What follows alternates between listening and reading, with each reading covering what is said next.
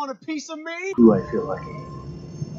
Well, do you, punk? Good morning, Vietnam! I love the smell of napalm in the morning. You're gonna need a bigger boat.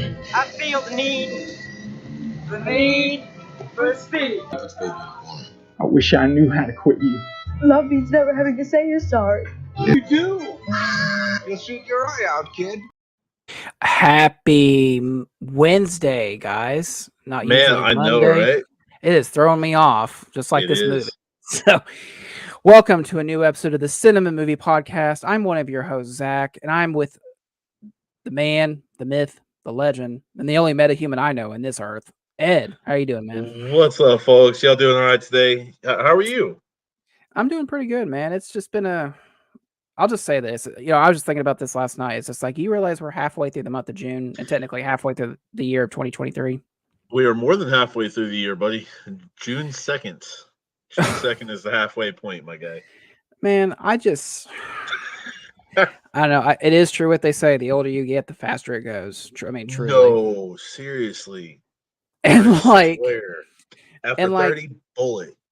I know. It's just like the more, I don't know, man. I don't know about you, but it's just like the more we live, the more day by day goes. It's one of those things. It's like, am I doing everything right? Do I need to have a freak accident and have superpowers? I don't know.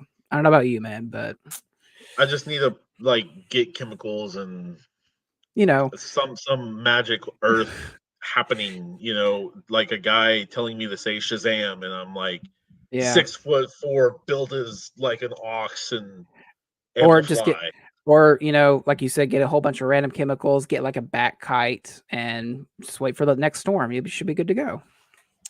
Or just be born from a different planet. Usually works too. Yeah, but you would have to be invincible. I know. Yeah. But in all seriousness, folks, we are here to talk about The Flash, a movie that we talked a lot about on the show over the last couple years. More specifically, whether it even come out. We'll get into it. But overall, man, stroke time. Hold on one second. Okay. Overall, we're not going to do recent watches. We're not going to do movie news. We are going to do a top 5. But overall, let's just save it. Let's save it for the discussion. Before we actually talk about the movie, we got a top 5. So let's do that real quick. Uh-oh.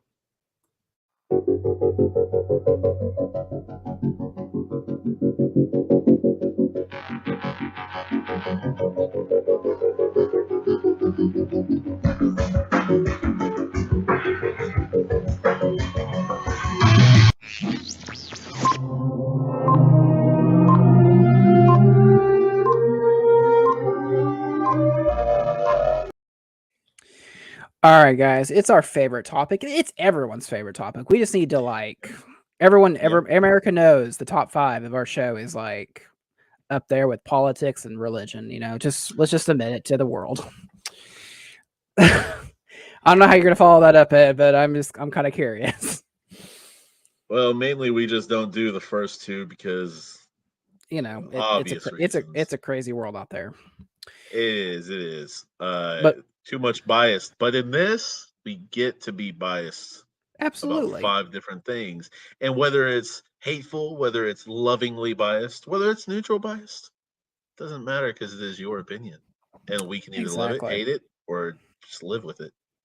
And that's our show. We can do what we want. Anyway. Exactly. Anyway, if you want to participate, today's top 5 is going to be because of all the drama that's been going on with Ezra Miller behind the scenes and whether or not he was going to be recast as Flash. We're going to do our top 5 recast choices.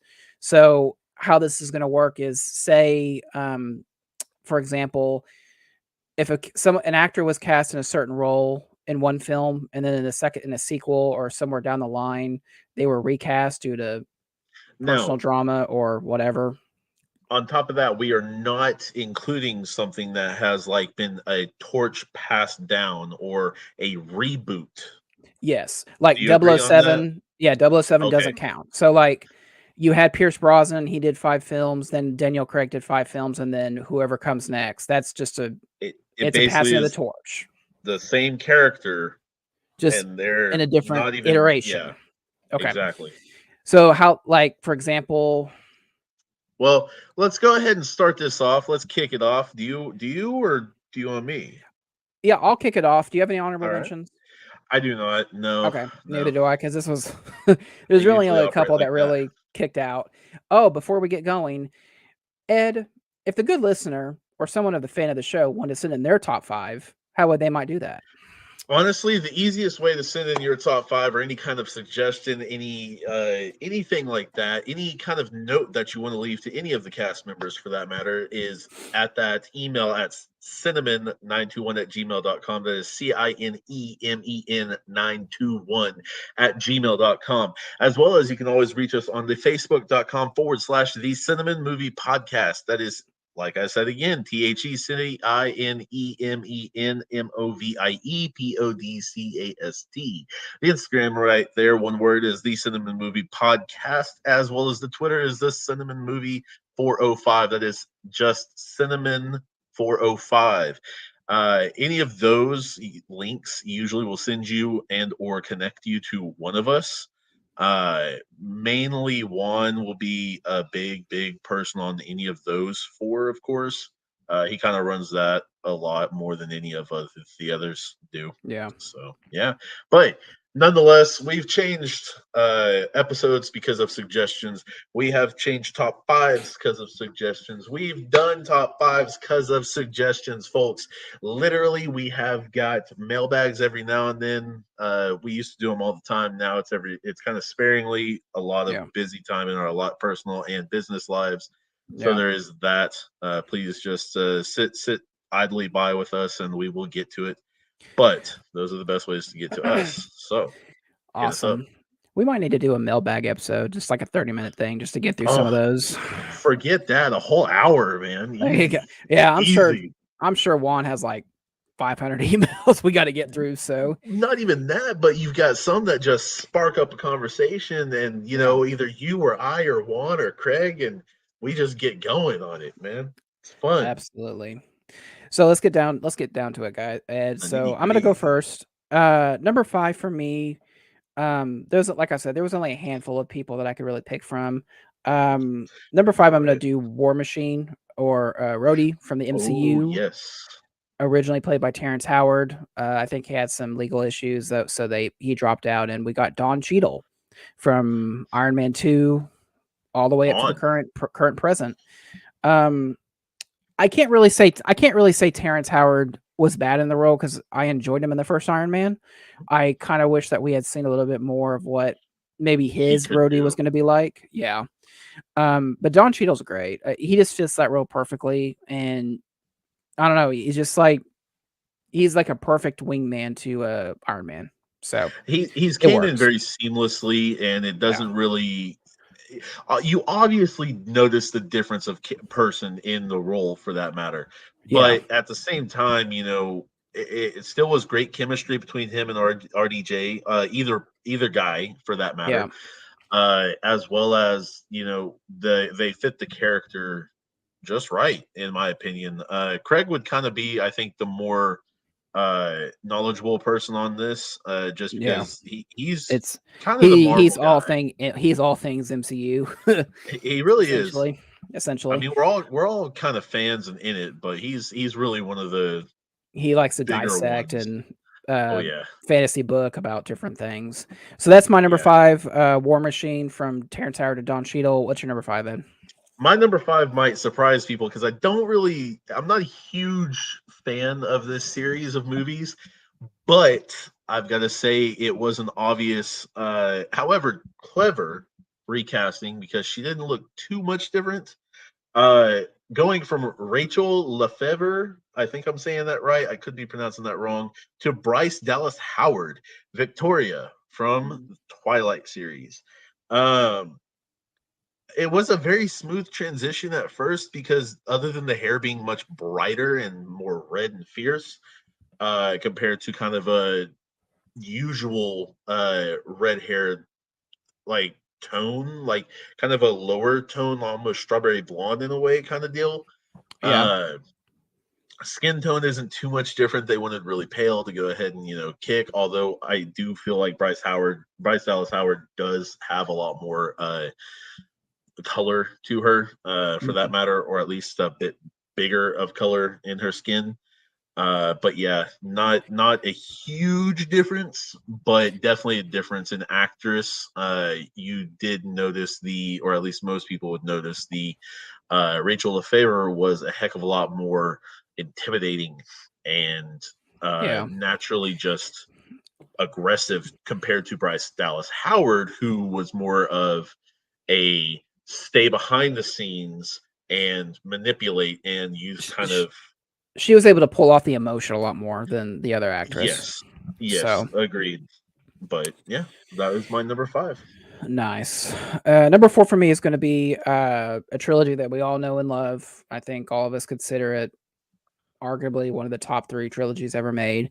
But there was a cast change from 1 to 2. Rachel Dawes, originally played by Katie Holmes in Batman Begins, and changed it over to Maggie Gyllenhaal in The Dark Knight.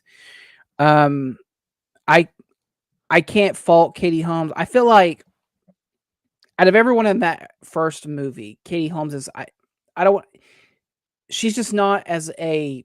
I don't want to say like the weak link in the actors, but she's definitely the one that was just like, oh really? So you cast Katie Holmes in a Batman movie? But like I said, she's good in that first movie, but I think Maggie Gyllenhaal really, she's a much more tense actor. She's much more driven. She's has much more range, I believe. And she really sold Rachel in the Dark Knight, especially her final scene. Just really the emotion and just the power in her voice really sold it. I really don't think Katie Holmes could have pulled that off. Just given what I know about Katie Holmes and just where she comes from, especially, oh, that's the girl from Dawson's Creek. Okay, you're gonna cast her in a Batman movie, okay? But like I said, it's a seamless transition. You really don't. I think Christopher Nolan did a really good job of just kind of hiding the small details, and I know obviously they look different, but I'm glad, given the stakes that the Dark Knight has, given the situation that ultimately happened, she was a better fit for that movie. So, what about you, Ed? Number 4. Number 4 for me, I'm going to go with the character Evie from the Mummy series. Oh, yeah. I don't know if it was like something that she was doing at the time to where she couldn't reprise the role in the 4th film, because it was like 3 to 4 years later, something like that, after the 3rd film. Yeah, I think The Mummy Returns came out in 2001, and Tomb of the Dragon Emperor didn't come out to 2008. So that's like a 7-year difference. 7. Okay, I thought it was a little bit less, but yeah, 7 years. So basically, Rachel Weisz was the original Evie, and very sweet, very caring, endearing to the son and all that. You could obviously get the nerdy side of her, but at the same time, the passion that she exuded with the character, and then on top of that, the kind of badass nature of her too. I mean, honestly, she fit all of it really well. And then Maria Bello, nothing wrong with her, but you did definitely see a change, especially just right beside Brandon. It was a heck of a change, man. It wasn't crazy, but it was just like, what happened here? Is that the same? No. Okay, yeah, I guess. I liked Rachel better. I liked Rachel better in the role. She was just much more of a badass than Maria Bello. She just fit the character better. I mean, that's really it. And it's nothing against Maria Bello at all. She did fantastic, but it just seemed too different that it just wasn't. It was noticeable. Yes. It was very noticeable. Like when she came on screen, I was like, wait, what? That's all right. What do we do? What are we doing? Like, that's the same character. Exactly. I originally thought that maybe he got a divorce or something, and this was just a different woman. Yep. Because I was just like, she was a bit her passion for the Egyptian or the ancient Egyptians, for that matter, was one of the driving forces of the movie, and I thought it was a very cool thing to have that passion. So without Rachel Weisz feeling of that. It was just kind of like, this is a little strange. Yeah, absolutely. Your number three? Yeah, number three. Yeah. I think three was definitely the one that was definitely the most noticeable, just because of the different, just actor wise. I'm gonna go with Hulk, MCU's Hulk, from Edward I Norton to knew it. Mark Ruffalo. That both terrific actors. I think both of us can agree they're very at the very top of their game, but their Hulks are so different. I think Edward Norton is just much more like reserved but kind of passionate, and he's just not afraid of the Hulk. While Mark Ruffalo is very much, he's dealt with it for so long that he's just used to it, and he knows how to semi control it in certain ways. Yeah. And ultimately, I think more. Well, I don't want to say Edward Norton. I think Mark Ruffalo is just a little bit more nerdier. I think he just kind of has that nerd vibe for Bruce Banner, and it just works for him really well. Yeah. Edward Norton did the same, but like I don't know, just like he's like I don't know. That's a guy that went to the gym like every so often. But I like both of their Hulks, but definitely the one I think Marvel had a good idea to just do Mark Ruffalo because to be honest with you, man, I don't think Edward Norton would have done. I don't think he would have stayed all the way to Endgame because he just doesn't seem that type of actor. I mean, honestly, I do think it was kind of funny to include the rom-com guy. It was just like, Yes. okay, you're what? But it worked. I mean, it worked. He did a believable Bruce Banner, Oh, and the you got voice the as guy. well as. You got the guy from American History X. Oh, okay, that's kind of weird. But All right. hold on, as well as even the CGI. Yes. Motion capture, if I'm not mistaken. That was good too. He did wonderful on that. So can't The complain CG, on that, man. even the CGI is vastly different from the Incredible Hulk to the Avengers. I mean, you could definitely tell there's a difference in that. Oh yeah. So that's my number three, Hulk from MCU. What about you? My number three is going to be no, don't get me wrong, I have Dumbledore. a, yeah, I'm surprised this is your number one, but okay, go ahead. Richard Harris was wonderful as Dumbledore. Yeah, And the big reason of why he did not last past film two, Chamber of Secrets, he passed. He passed away. They yeah, chose an actor that was quite old, and understandably because Dumbledore was quite old himself. But longevity wasn't there and all that. And I don't. It would have been cool to see him last all seven or well all eight films, but it wasn't there. So with Michael Gambon stepping in Prisoner of Azkaban, um, overall he done very very well. But some of the more mild natured things were exaggerated. A lot of people would note on the Harry, did you put your dame in the goblet of fire? And no. To Harry, did you? It's just like yeah, yeah. stop. Yeah. Mhm. So it was much exaggerated, but at the same time, I can't complain, man. They made 8 magical films. Whether Richard Harris, whether Michael Gambon, to me, doesn't matter. Both did great as the character. And yeah, Richard Harris done wonderful as the children's, and Michael Gambon did wonderful as the coming of age, I guess, if you will. Yeah, he was 72 when he died. Wow. Yeah, So which I mean, he would have had to been around 2000. 81, 80, Yeah, somewhere around in his there. 80s at least, if he had survived, if he had lived all the way to the Final Deathly movie. Hallows Part 2. Yeah, wow. It's kind of crazy, isn't it? Yeah. My number two. Don't get mad. Don't get mad. All right.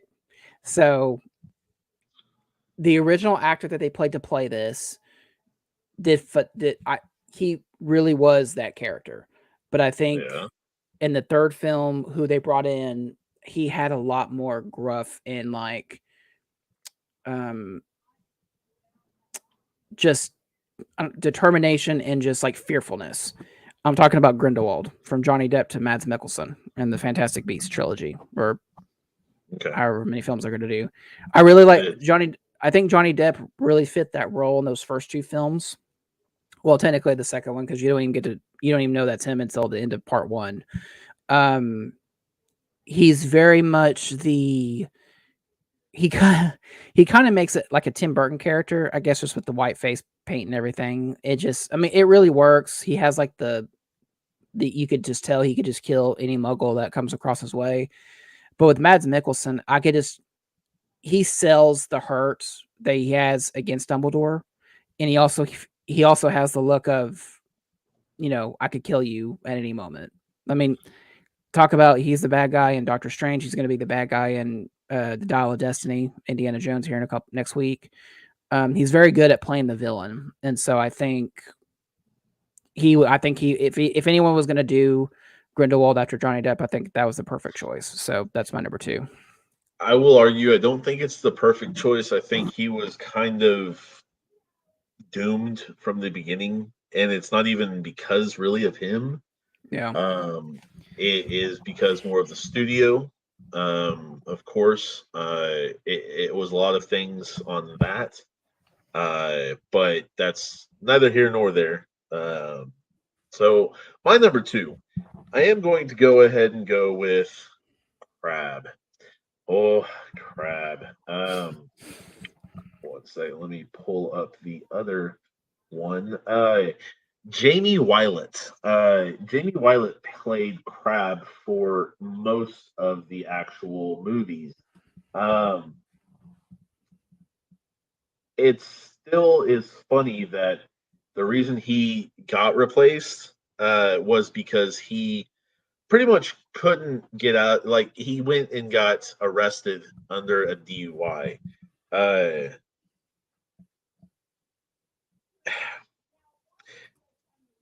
don't know, man. All I know is they replaced him with Blaze Zabini, and Blaze unfortunately did really nothing with and or for the character. Nothing really against the character either. You've got Jamie Wylett playing this childlike idiot, basically, who was entranced by cupcakes and treats and all that galore. Yeah. From any of the first original films. And then you've got Blaze Zabini, who is a much darker complected man, as well as a much thinner man. Heck of a different facial structure. I mean, this was not in any way, shape, or form. Like, I don't really understand what they were doing with the recast, or if they were just like, you'll work, kind of thing. I don't know what happened with that. Right. It is what it is. The movie lives on. But with Goyle and Malfoy standing there as the usuals, it's kind of a huge difference right there. It's just like, okay. At first, a lot of people were probably confused on, like, who the hell is this guy? Who's he supposed to be? And it's like Crabbe and Goyle, and it's like, I remember when the second movie came out, and Ron had a deeper voice, and I thought, did they recast Rupert Grint's not Ron anymore? But he just went through puberty in between 1 and 2, and it just threw me off so bad. Because funny enough, I think he was the oldest, and Daniel was the youngest out of all. I think that's how it is. I know Daniel is the youngest out of the 3, but yeah, man, yeah, crazy. So, number 1 is Dumbledore. You talked about him. Did a really good analysis of it. Richard Harris unfortunately passed away between 2 and 3. They had to bring in someone for that character, and I think Michael Gambon, he has the force of Dumbledore, like you were saying, like his voice, and I think he still plays the grandfatherly love for Harry during that in these from 3 to 8. And it works. I truly buy him. And he's also kind of like I don't know what I guess updated version of Dumbledore. Like, he just went through like a trance between 2 and 3, and this is what we got. And it works. It really does work. It does, because it almost helps bring in from the child's aspect to the growing up, teenager aspect. And the adult nature of what was to come from three on. Because three changed quite a bit with I still think it's still a kid films. I also think 3 is also still a kid film, because 4 is really when it gets to the PG-13 dark nature of the books. But 3, it borders the line between, I still want to be in the kids' realm, but we need to take this into a new direction. Well, it's more of a Halloween tone. It's more of Yes. a darker, kind of spooky, not scary, but spooky kind of film. Because, Right.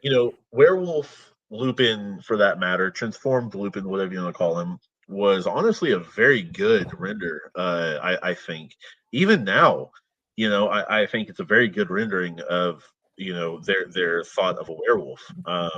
Yeah. So there's that part of it, but at the same time, you've got a lot darker of spells and a feeling, and Harry's faced Voldemort and Tom Riddle, but those are the two that's the one he mainly faces. Now it's Sirius Black, and you're not sure who this Sirius Black is. If you haven't read the books, you're not sure why he wants to kill him, other than what the characters are telling you, and kind of go from there.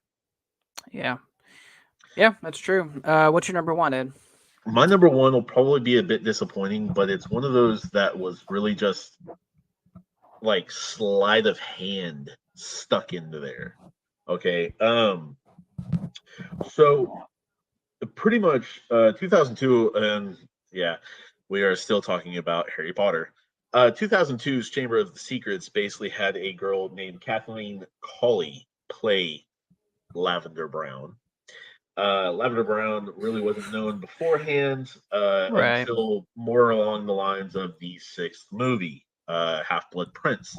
However, by the time Prisoner of Azkaban 2004 came out, Jennifer Smith was in that role.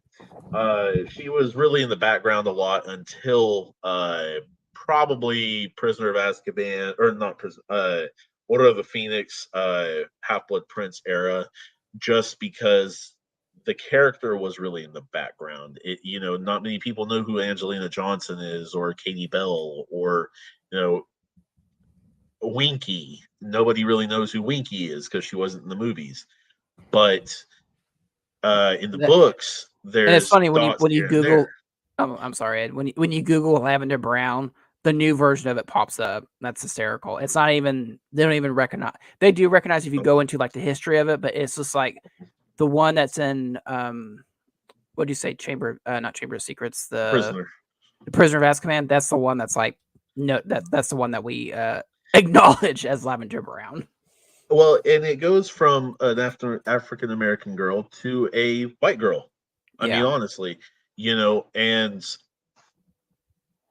it is what it is again, but at the same time, it's just like, what the heck happened here? Like, what was the big difference of the recast? And, okay, whatever. But yeah. I just remember her death scene in part 2. I just remember like the werewolf just kind of like eating her, like sucking her blood or whatever, and then like it's her grayback on her neck. Yeah, man. She was unfortunately killed in the Second World War, and man, it was kind of a crazy scenario because she, if I'm not mistaken, she is kind of forgotten after 6, after her breakup and all that with Wan. And yeah, and I don't think we see her again until the battle, and then she just she just cuts and she dies. Pretty much. And I mean, it is kind of what happened with the character here and there, but yeah, no, it's like I said, a very sleight of hand type of changeover. So yeah. Well, all right, man. That was our top 5. I don't think we'll have one for Wally. If we do, we'll let you guys know. But as of right now, we may not have one. We might have another one with hell, I don't know. But anyway, we'll let you guys know when we'll have another top 5. Oh, But now, Ed, it is time to get into it. We are talking about The Flash. Had a release date of I'm about to say December. That's funny. June the 16th of 2023. it's still Currently, in theaters. Yeah, currently has stars Ezra Miller, Sasha Calley, Michael Shannon, Ron Livingston, Maribel Verdú, Kirstie Clemens, Anche Trout, Ben Affleck, and was one Mr. Michael Keaton. Currently, the film has. Let me get to my notes real quick. Don't want to. Okay. Currently, The Flash has a 7.3 on IMDb, 66% on Rotten Tomatoes, and 86% has liked this movie. Directed by Andy Muschietti. And this is before we actually get into the movie. I just want to let's just have a conversation about this.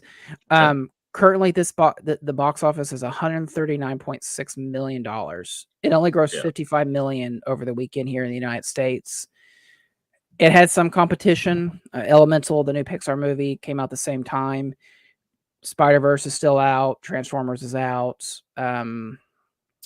Guardians is still out. Fast X. And it really doesn't have any, truthfully, it doesn't have any competition. I mean, No Hard Feelings is coming out. The Jennifer Lawrence, coming of age comedy. But it won't have any competition until Mission Impossible. And that's like mid-July. Right. So I just have a couple of notes. I just think there's two things, I believe. Okay. Number one, Ezra Miller. Everyone's heard all the drama, all the trials and tribulations, all the stuff that he's done between now, since then, and since the release of the movie. Yep. And the other thing is, do people care? Do people care about this anymore? Because technically, you're nerfing the DCU. I mean, this is technically the end of the Zack Snyder DCEU. I guess we still have Blue Beetle, which I guess is in this universe, and Aquaman 2 later this year. But at the end of the day, man, I don't think anyone cares. Because let me tell you something. I went and saw this in the IMAX at our local Warren Theater, and it was like a 2:00 showing, and I'd say there was 60, maybe 80 people in there. Maybe not even that. How was your viewing experience? So I went to the other Warren that's local, and basically, it wasn't very late either, but it was maybe 15 people tops. That's it, really. What time did you go? About 5. Yeah. Like when people start go see, and when people are going to see movies at evening time, like I said, we talked about Ezra Miller. We talked about his issues, what's going on with him. I truly believe that this movie was not going to come out. I mean, maybe they were going to throw it on HBO Max. I know that was a rumor for a long time, but this is a big superhero movie that's not Marvel. That's truly one of the core members of the Justice League. And this movie made $140 million its opening week worldwide. That's bonkers. And pretty much he's the last remaining. Yeah, because everyone, other than Cyborg, everyone's had their movie. And I mean, it's not even that they've had their movie, but is anybody else coming back? Jason Momoa, Gal Gadot, anybody? And that's the thing, man. Watching this movie, I'm just like, they really play with the idea of different things, but at the end of the day, I don't think they're holding on to the preconception that they had before the DCEU really started melting, before the drama with Henry Cavill, before the drama with Ben Affleck, before the drama with Ezra Miller, and what sucks is that those are kind of the big three right there. Jason Momoa is a big star in his own right, and but at the same time, if you go, you have the only other option that you could probably replace the Flash with would be Wonder Woman. So Wonder Woman Superman, and Batman. And I mean, those are your core basically three. the big three. Yeah. But go ahead. And so, and I don't think it helps that this movie is 2.5 hours long. I mean, obviously, you can't do a lot of showings during that time frame. Personally, I didn't mind the length of the movie. I really didn't. It didn't seem like it dragged much. Yeah. There were moments for me. There were moments that it just kind of dragged just a tiny bit, but I mean, it didn't hinder it or help it or anything. Okay. So yeah, that's what I want to talk about. That's what I wanted to bring that up. Is just, for this to be a big summer blockbuster, it just really shocked me that this movie only made $55 million in the United States this weekend. I mean, Elemental even did worse than that, but I mean, it won the weekend, but that's just kind of shocking to me. But it's at kind of a mid weekend, for that matter. It's like a middle of the pack weekend, and it won that. Yeah. So, and to me, go ahead. Go ahead. I was just with that. I gone in this erasing all the like crap that happened with Ezra Miller. I was looking past that, because to me this is the film, not him. Is money going into his pocket still for this film? Yeah, more than likely. Understood. But at the same time, he wasn't the only one that worked on this film. He wasn't the only one that was part of it nor starred in it. And I was excited that Andy Muschietti had a hand in the DCU or MCU for that matter. So there's that. Yeah, I mean, you got to take into consideration this guy just did mostly horror movies. He did Mama, and he did the It Chapter 1 and Chapter 2, and so for him to be this is his next big film, it's quite pretty impressive. Cool. Yeah, it's a heck of a different transition, and this is going to mark something of his career. Just because, okay, you've done horror, you've shown that you can do horror, and you've shown that you can do it pretty decently. Can you do anything else? Kind of thing. Or are you just a one-trick pony? And to me, I don't think he's a one-trick pony. I think he can do the film. I think he can direct very well. So let's get into it. Just general thoughts. We'll let people know when we're getting to spoilers, but just general thoughts. What do you think when you walked out of the movie? Walked out? Oh, there was a lot of emotion for me personally. If you know what I'm talking about already. Yeah. A lot of emotion because don't get me wrong, the events that transpired through this film are so many things I've thought about all the time, and it's like, man, you bastard! If I could do that, oh, you have no idea. But then again, on the other side of that same coin, the events that transpired are something I've worried about. Like if you change something, what else will change? And there's a domino effect because I don't know if you know the old saying about the old Japanese saying about a mail or a letter that was never delivered because a horseshoe was needed for the horse. But basically the thing goes is that since there wasn't a nail, there wasn't a horseshoe. Since the horseshoe couldn't go on the horse couldn't carry the mail carrier. Since the horse couldn't carry the mail carrier, the letter never got to the war. And because of the letter the letter couldn't get to the general. Because the general didn't get the letter, the war was lost. Because he didn't receive strategic plans or intel or something like that. Well, this has been our moral episode with Ed. Come back next week. Walking out of the movie, I had fun with this movie. I really did. I thought there was a lot of obviously cool elements we'll talk about as we go through it. I felt the same way, and I think part of it is, and this might be just a cop out, honestly. I think we've just seen so many superhero movies after this point. I think if I had to guesstimate, I'd say maybe 100, maybe 200 films we've seen with superheroes by this point. Obviously they're all different. Parodies? No, I'm not counting parodies. I think at this point you really have to do something different and special and just something that's just so out of the box that it really makes me just kind of it makes me think about it because like I haven't, other than making my notes for this today's episode, I really haven't thought about this movie. Yeah. I've really, and like I said, and to be fair, this is not a bad movie. Truly, this is way better than I thought it was going to be. To be completely honest with you, obviously going in, we knew Michael Keaton was coming back. We knew we were going to have some version of Superman or Supergirl or what have you.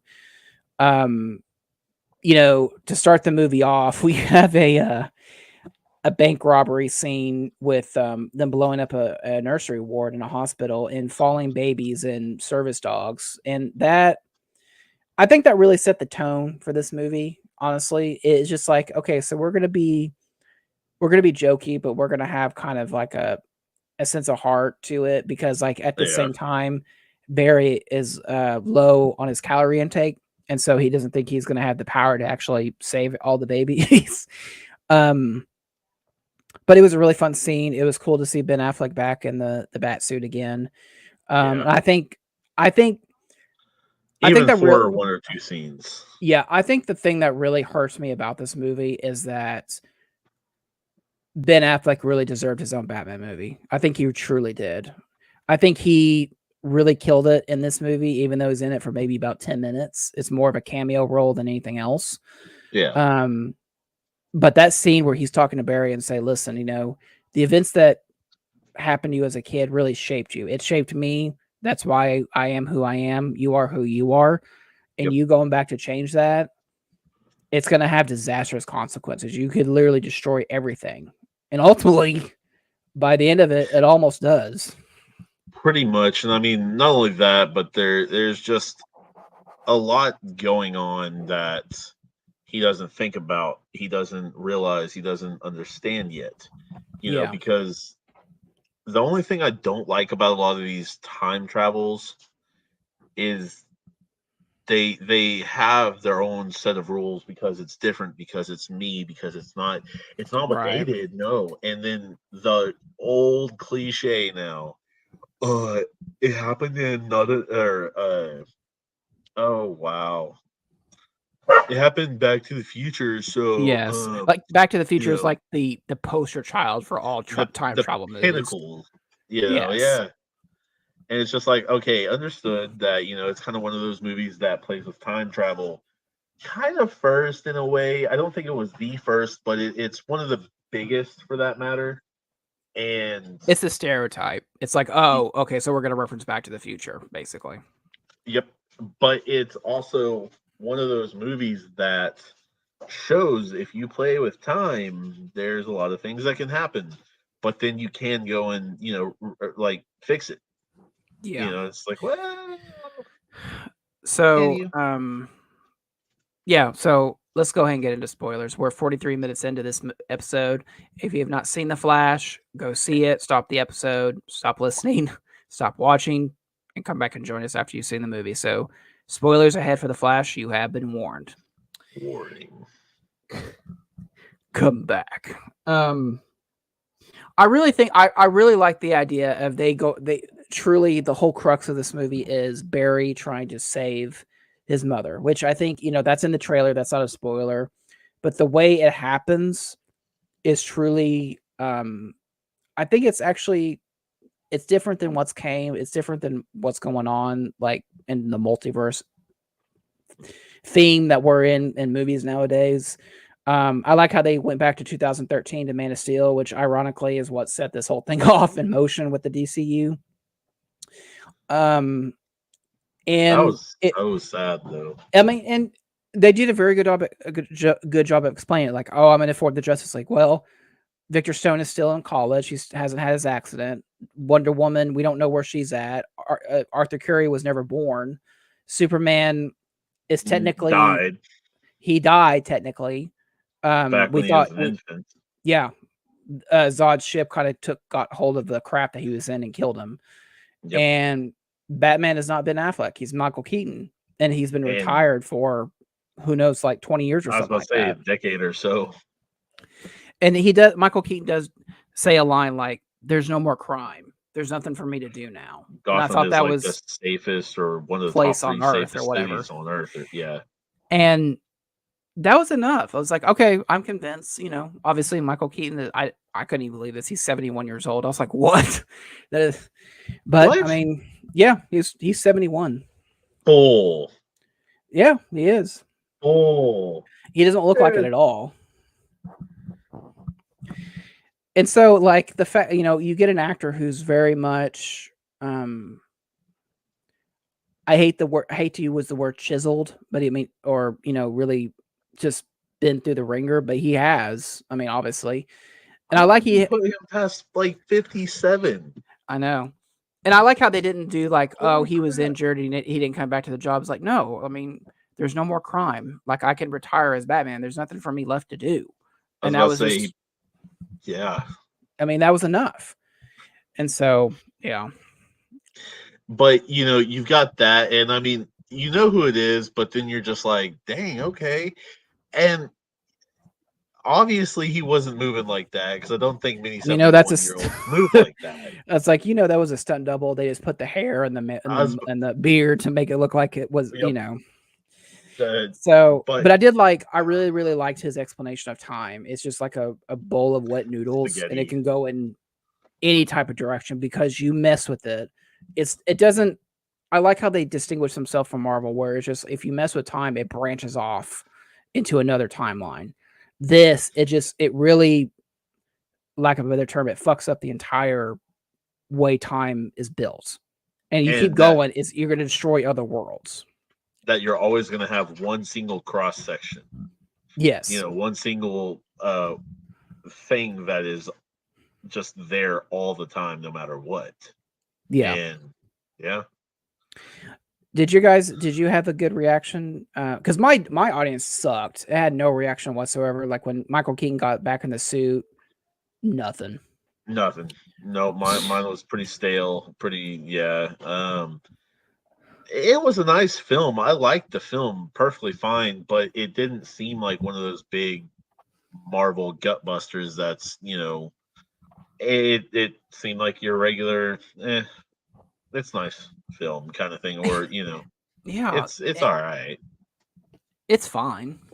It's actually a little bit more than fine, to be honest. It just there's so much of the movie that really depends on surprise and what are they going to do, who are they going to bring back, all this and that.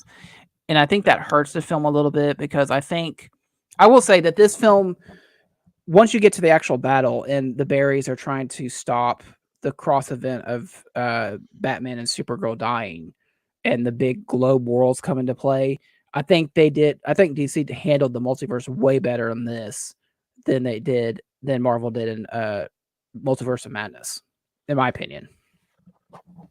Yeah, because there's a lot that goes on in each film. But it shows, kind of a bit more of a negative impact.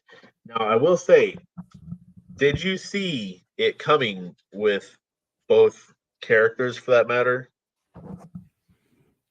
What do you mean? Like, did you see like the villain? different I thought it was Reverse Flash, but same. I didn't honestly. It got me. Did. I thought once we get into the fight and older Barry figures out what's really going on and younger Barry is doing everything in his power to reverse what happens, and he starts to get stabbed and things in his arms and legs and the scar. I thought, okay, so this is who this is. This is a version of Barry who's trying to stop their actions. I was about to say, once I've seen that thing coming out of his arm and then several other things, and it kept doing the same thing, I'm just like, that's another cross section right there. That's something that is planted, not just there. Exactly. It's not just random. Exactly. I will say I don't want to call that nitpick. I think I had a genuine problem with the CGI in this because there were parts of the CGI looked not good to bad, to be honest. Obviously, you can't throw babies out of a window to get that scene. But I mean, I could think of Okay, so like say you put a baby in like a carriage or something, or like even have like the parent hold him and just like bring the baby down in front of blue screen. You I could just like put it like take the picture, take the footage and like plant it into the scene. It would look a little bit more realistic, at least. I think the biggest part you're probably having with that scene in particular, the slow mo saving scene, A is the calorie defect that he was having. B is the point that it wasn't just a film that they used cameras that gone, it was here, it was just like, okay, where the Yeah, fuck am I? Where? yeah, Okay, and then it showed, oh hey, back here, look what we've done. We've lined it up. It's lined up, get yeah, it? Because that's how he's saving. And yeah. with the dog, the little extra comedic relief with you know the And I'm the not saying screaming nurse, which is the most understandable thing in that whole damn scene. Well, and I'm not saying that the comedic relief is bad. I mean, obviously, the character of the Flash is very jokey. He's very much like the Peter Parker of the DC Yeah, universe. young, kind of idiotic, but Naive, yeah. And I genius like level how intellect. I like how his metaphor is, oh, I'm just a janitor of the Justice League. Basically, everyone, What? Superman is stopping a volcano. Wonder Woman and Batman are off like stopping bad guys. I'm just saving citizens from a crater. Dude, I will say that I think it was amazing that they gone ahead and put him in the happenings of the Man of Steel because Yes, yes. Like, especially in that kind of trash ass costume, like yeah. I it, mean, it was good to see that. they did a good job of explaining where he was during the events of Man of Steel. He was trying to save a kid who, Well, if you really he think about it, he couldn't save the father, so he got like smashed in front of the kid. Which, if you think about it, it's like, okay, that's kind of gruesome, but okay. there was a lot of gruesome stuff in this. It was very gritty and very dirty, and I mean, don't get me wrong, I enjoyed it, but it was dirty and gritty. Yeah. It still had that Snyder Yeah. feel to it in a certain way, Oh yeah. which I think DC's really learned their lesson from Zack Snyder of hitching somebody's. Well, I can't really say that because they're hitching the new DC to James Gunn, but I think James Gunn has a much more. I think his ideas are much more fleshed out than Zack Snyder's, to be honest. But we have a long way to go. I think Superman Legacy doesn't even come out till 2025 or something like that. So we'll see as a gradual progression. So we are getting a new Superman. Yeah, Henry Cavill's done. Like, and it sucks. That's like like him. I think he was a perfect Superman. Yes, and he was perfect as Superman. And I thought Ben Affleck was awesome as Batman / Bruce Wayne. And it's just like, see, don't wrong, but I could get with them even putting oh my god, Pattinson. Robert Pattinson. Yeah, Robert Pattinson's Batman, because it's a very dirty, gritty, young Batman. And even if you brought him into like being in his late 20s or like 8 years in, 10 years in, I could get with that too, And then Superman is in there doing what he's doing, but Batman's like not able to like see who he is until he needs Batman, basically. But I'm glad they didn't bring Pattinson into this, because I'm glad they're keeping him his own thing, and we're not. Yeah, I kind of thought maybe when they're in the speed, not even on the final scene, but the Speed Force where all the worlds are kind of colliding. I kind of thought maybe, especially once they started bringing the old Flash, the old Superman, the George Reeves, like the Christopher Adam Reeves. West, it was just like, what the hell? And okay, this is cool. The thing that killed me was the Nicolas Cage joke, which really, that was, if you don't know, Tim Burton was going to do a Superman movie and Nicolas Cage is going to be Superman. So I'm glad. And in the script that Tim Burton had supposedly wrote, he was going to fight like a giant spider. So that was all fan fiction, fan theories. What would this look like? And yeah, I mean, I thought it was cool. I was just like, oh damn, like Dracula's in Like, this for a second. For real. You know? Freaking Renfield? Where? No. But no. But yeah, and I like was... how they respected what came before with George Reeves as the original Superman, Christopher Reeves, who a lot of people grew up on his Superman, and even the 10 hat Flash from the old TV series. You know, that was cool. You know, you bring back stuff that came before and respecting, but also kind of hinting at the idea that those are different worlds way out there in the multiverse. Yeah. And it kind of was cool that it just came through in aspects of like, this is, if you go far enough, this is what you reach. This is how you get to it. This is what you can unfurl, for that matter. Yeah, exactly. What do we think about Kara? Sasha Calle as Supergirl. They never really say Supergirl, but that's technically what her character is. I thought she did good. You know, she comes from soap operas, so the fact that this is her big break. I mean, I thought she killed it. I thought she was cool. I was like, I'd see a movie with her as Supergirl. Yeah, because I mean, honestly, even her entrance, for that matter, you know, going from the not decrepit, but the very worn down, the drained Kryptonian, Supergirl. I thought that was really, really cool. It looked very spooky. It looked very like, okay, damn, this girl's been through a lot of torture, you know, and they're keeping her in this ball essentially. And well, I thought it was a really great scene on that base where they it's pretty much Michael Keaton's like he's in the battle with Zod, but like that's his biggest like moment as Batman coming back in the suit and everything, which, you know, obviously is a combination of CGI and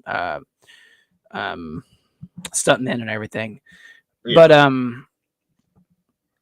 when they crash on the top of the base and Kara puts her arm out and the sun starts to hit her and you could see like the transformation of like she's gaining her strength. I thought it was a really cool effect. The hand pumping up a little bit and getting blood back into it, or better circulation of blood back into it, you know. And then what? Your solar power? You're like, bro. Yeah. And I will say the biggest compliment I'll give Ezra Miller was that he did a very good job of playing the dual parts of experience old Barry, but also immature. Like, oh, that's what I'm like all the time around people. Well, I wouldn't even say mature. Well, mature to a decent extent, because he had to be in his like early to mid 30s.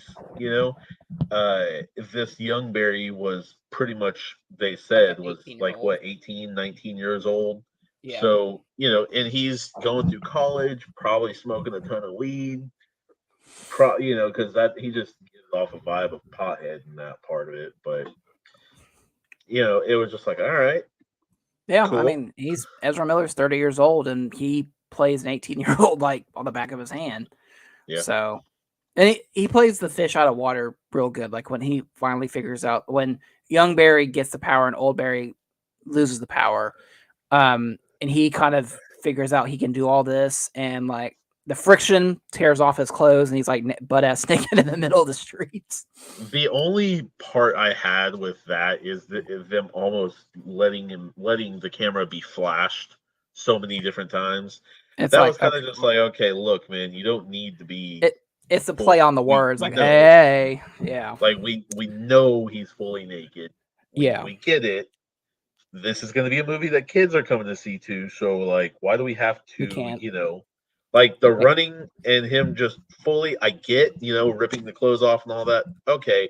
But almost seeing Dwayne Johnson like 3 or 4 times. Like, come on, man. Yeah. Friggin'. But. And go ahead, man. Go ahead. I was about to say, just with the Speed Force, how they used it, the difference between suits, how they did that too, that was cool. You know, I thought it was kind of crazy that they took the old Batman suit and basically just like painted it, you know, and cut off the ears. cut off the ears and different stuff like that, which was just like the hell. And then when he first got in it with the mask and it was all like jacked up, it was just like, oh. But bringing Gal Gadot in was a good choice. Bringing in Ben Affleck, great choice. Yeah. Did they need to bring Jason Momoa? Did they need to bring, no, they didn't. Understandably why they didn't.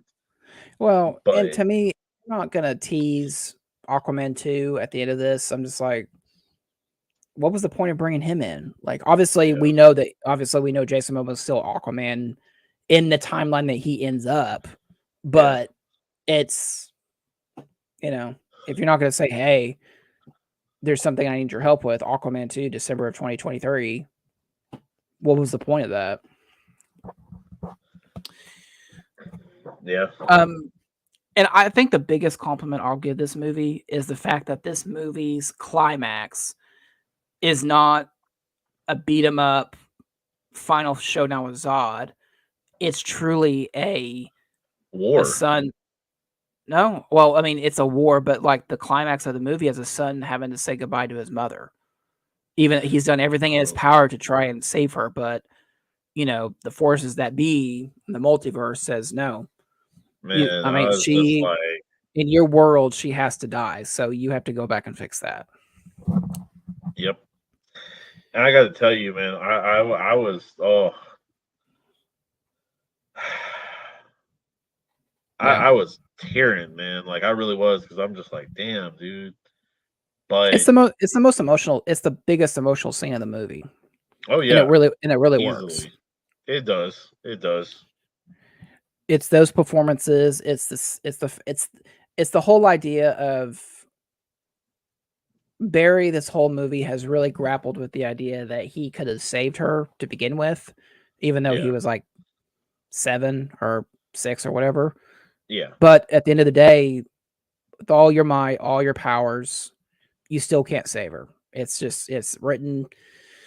Unfortunately, it's written in the stars. It's written on gravel or whatever you want to say. But in order for his life to be the way it is, he has to die, or she has to die. And I like how, ironically, there was a changeover with actors in this movie. Billy Crudup played his dad in Zack Snyder's Justice League, and this is Ron Livingston from Office Space playing his dad in this movie. So, that's another recast. So, yeah. But I thought it was a really beautiful scene, that in the middle of all the chaos and him trying to stop young Barry from becoming the monster time zombie that he would have become. It was just a really nice scene, and I thought that it really summed up the movie really well. So yeah. But then the last surprise of the movie, which I do like, I really thought that was it. My coworker of mine got to see this. She got to see like an early screening of this. Oh yeah. And the version she saw, her ending was, she doesn't get to see Bruce Wayne. Barry sees someone coming out of the car and he says, "Who the F is that?" And it ends. She never got to see who that Bruce Wayne was. So it cut that part out and just it was a test screen. And so for this to be George Clooney, who has clearly gone on record and say he is the worst Batman, and he filmed, and the most surprising thing, he filmed this like 6 months ago and no one knew about it. That's how like close-lipped this was. Yeah, I thought was an awesome ending. I was just like, all right, bring it back, bring it back to Clooney for this. I thought that was awesome. I really thought it was going to be one or two people. I knew they weren't going to do anything with Pattinson's Batman, which is fine. I knew Val Kilmer was too. They weren't going to bring Val Kilmer to this because he was sick. So I really thought it was going to be Clooney or Christian Bale. Christian Bale would have been cool too. So yeah. But what do you think when George Clooney appeared on screen? I didn't know who it'd be, but it was just like, okay. And for a second there, I was like, why is George? Oh, it's kind of like a realization in that moment. Yep. So, but overall, it man, was good. So where do we go from here? Like I said, I think Blue Beetle's the next movie. I think that comes out in August, and Aquaman 2 comes out in December. And really, we don't have any more DC movies till 2025. July 2025 is when Superman Legacy comes out. I think they might be doing some animated stuff, but like the true next live action film after Aquaman is Superman, which is going to reset the whole thing. And I think WB is either WB or James Gunn have gone on and said, listen, Andy Muschietti has been clearly upfront and said, I'm not going to recast Ezra Miller, which is cool. You know, he's sticking by his actor. Yeah. At this moment in time, from what I understand, the only way we'd probably get a sequel to Flash is from what, not my words, but WB's words, if this movie makes as much money as Robert Pattinson's Superman, which was $800 million. And unfortunately, I don't see that happening. Yeah, I don't see that happening, to be honest. No, not at all. Not at so all. I think this is it for Ezra Miller's Flash. I think we're done with the Flash until they do a different version of him in James Gunn's universe. Yep. I could be wrong. You know, they might bring Ezra Miller back. I don't know. But at this point, if the goal is for this movie to make $800 million for it to have a sequel, it's not going to happen. Given the disappointing box office results that we got this weekend. Yep. So, favorite scene? You got a favorite scene that kind of stuck out to you, or a sequence or anything like that? The ending scene with his mom. That definitely would be it for me. Yeah. Yeah, I'd agree. The ending scene. I'll say the final supermarket scene. It's a supermarket. Yeah. The final discussion with him and his mom was very sweet, very powerful, emotionally well driven.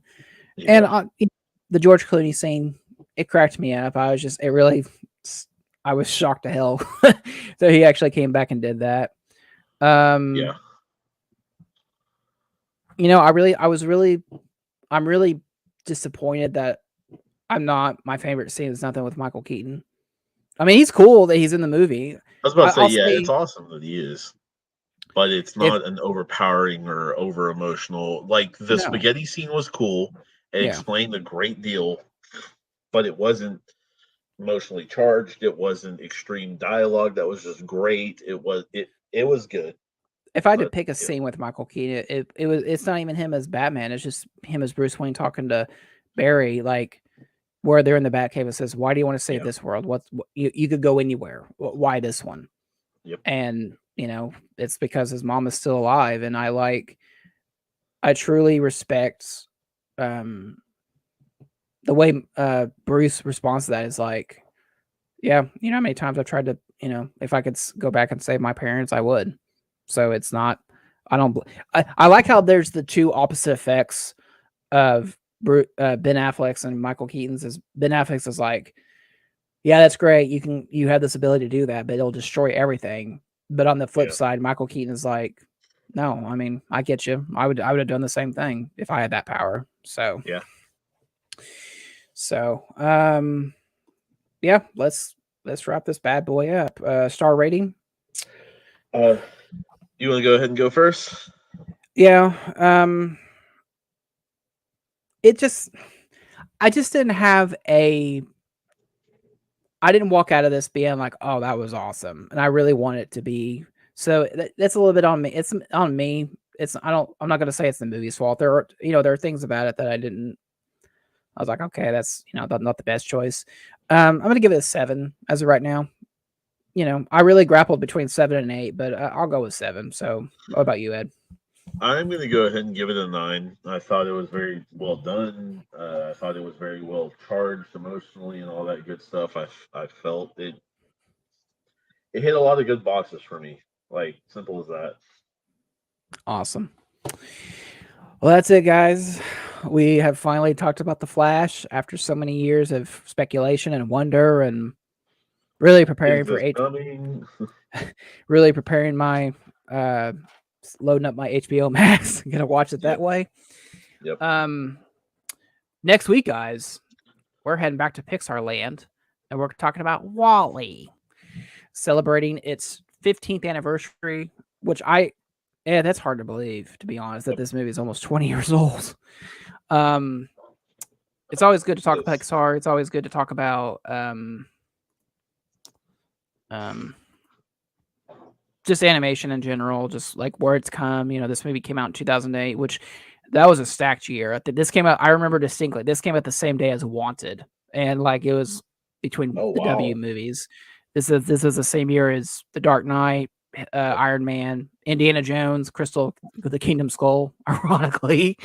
So yeah, it'll be a fun conversation. Check it out. Obviously, it's on Disney Plus, so definitely go check it out there. Ed, do you have anything to say about The Flash or anticipation for WALL-E before we get out of here? No, Flash was a very emotional thing, so go from there. But yeah, no, we'll talk WALL-E whenever we get to it. All right. Yeah, that's going to be it for us, guys. Like I said, if you're curious about how the DC is going to, obviously the DC universe is going to change. So if you kind of want to have like the last hurrah, I guess if you want to say, definitely go check out The Flash. Obviously we'll talk DC a little bit later down the year. We might do Blue Beetle. We might do Aquaman. Obviously everything's up in the air right now. I'm excited about WALL-E.